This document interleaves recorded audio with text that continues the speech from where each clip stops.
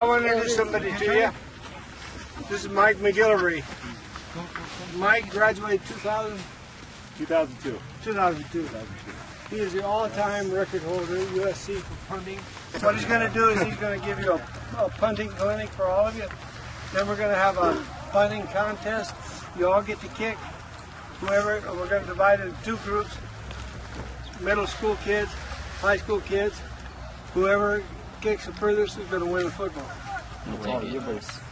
Okay, so this is Mike McGillivray. Sure. You guys having fun?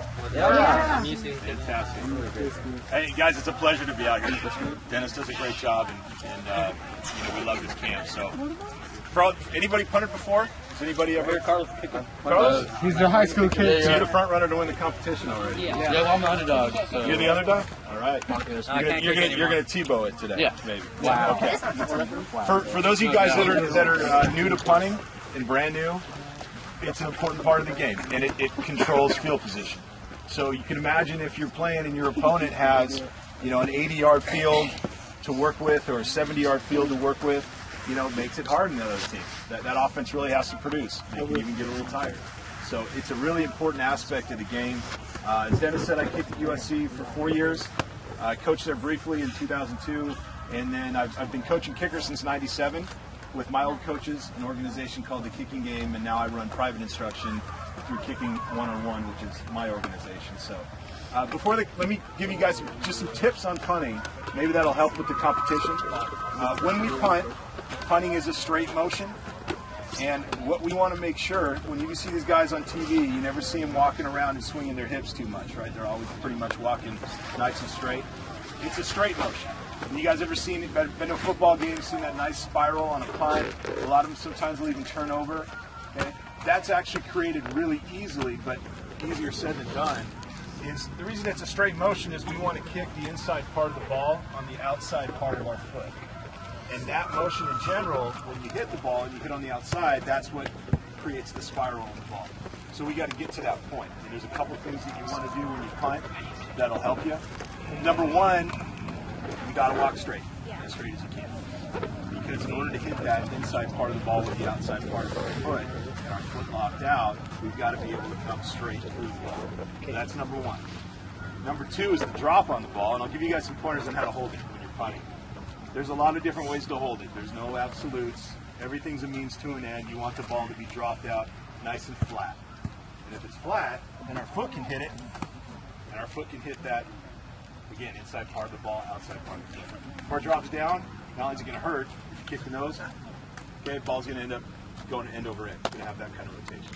If the ball's sideways, that'll also cause problems because your hips are going to meet the ball. They're going to turn wherever the ball is so that you can get a foot on the ball. So we want to try to be as nice and straight as we can. So a couple pointers.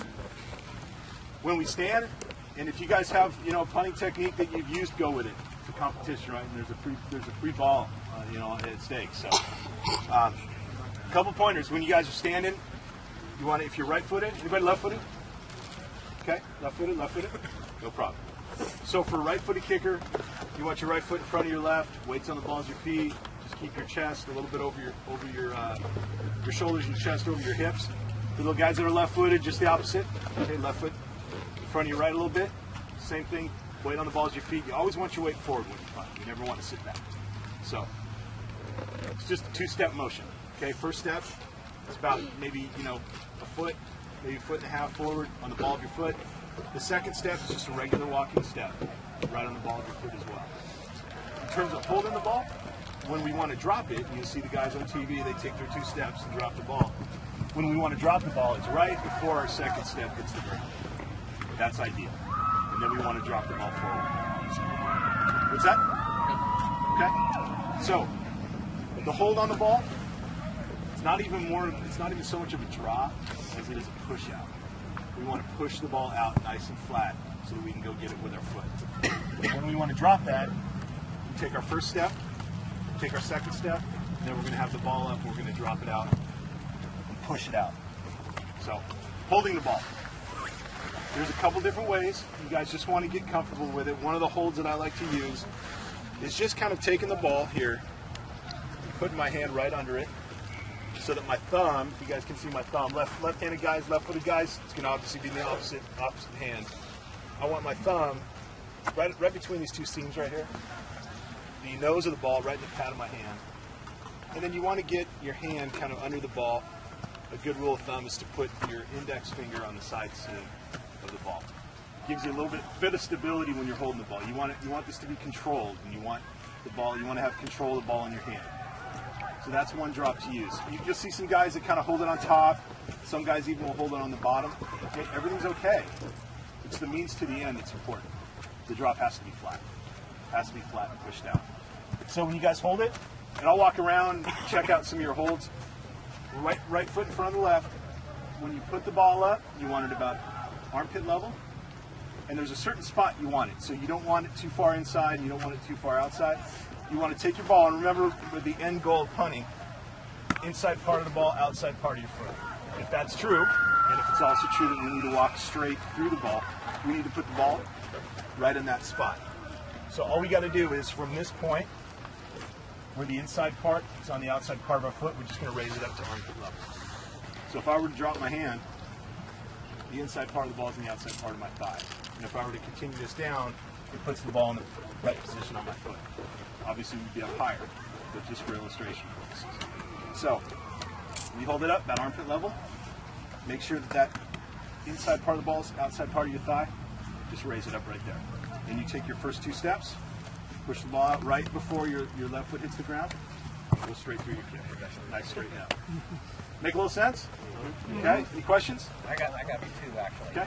One, when you watch the guys when they're trying to kill the ball, they're holding it a little different than that, right? I mean, and the second one was that rugby thing you see them all doing now. Yeah. So could you? Yeah, sure, absolutely. The rugby kick's big. We did that at SC. That actually was started. The University of Arizona did that a lot.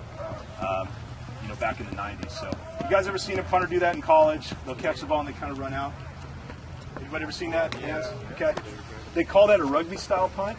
It's important to have in the game plan because it allows you to set up fakes. Think about it. It's almost like running an option if you're an offensive player. When you run an option, you've got two choices. Quarterback can keep it. He's playing the outside man. He can pitch it to his running back. That rugby kick's kind of the same thing. And the whole purpose of that kick is you want to try to set up a fake with it. So a lot of times when a team starts it, the guy will run out to the outside, and a lot of times he'll kick it, and he'll kick it, and he'll kick it. Coaches aren't quite sure when he's going to maybe stop and throw the ball. Maybe he'll run with the ball. It's also really an effective technique if you've got a dangerous returner.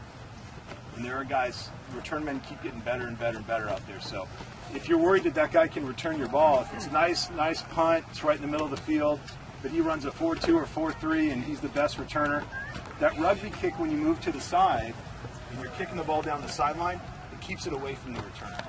Because if you can kick that ball more to the sideline, then he's probably going to stay away from it, probably won't mess with it.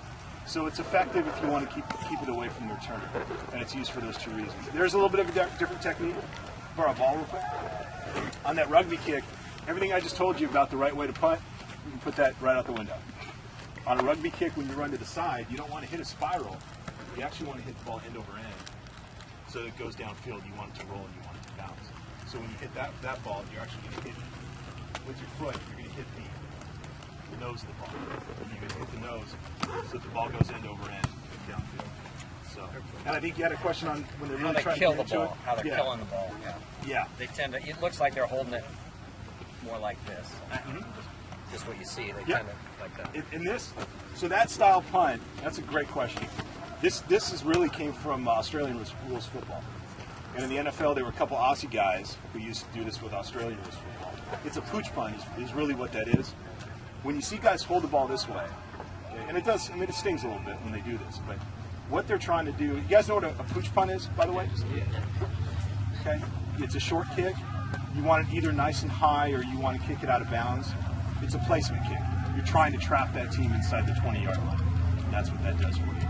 Now, there's a couple ways to go about that. One of them is this rugby kick. When you point the ball straight down and you kick it, you create a backspin on it, and the ball will bounce back. That's the hope, is when it lands. Say it real quick again. That style kick, you're holding it, you're just dropping it straight down on top of your foot. You want the end-over-end rotation on the ball. And if you put a good backspin on it, when the ball lands, it'll actually bounce back. And the reason for that is you want the ball to land as close to the goal line as you can, but you've got your team, your coverage guys are coming to get it. You want the ball to land and then bounce back so that they can probably catch it. Maybe they put it down on the 3 or 4 yard line. So there's a couple different styles of punts out there. So, any other questions? You guys ready to roll? Yes. Okay. Hey, as far as the contest goes, is it in the air or is it with the roll? You know, we're going to go with the roll. We're going to go with the roll. Absolutely. Middle school. Yeah. Do you want to break There's two, and there's one for high school and middle school. Let's do a little practice first. I dare you to. What about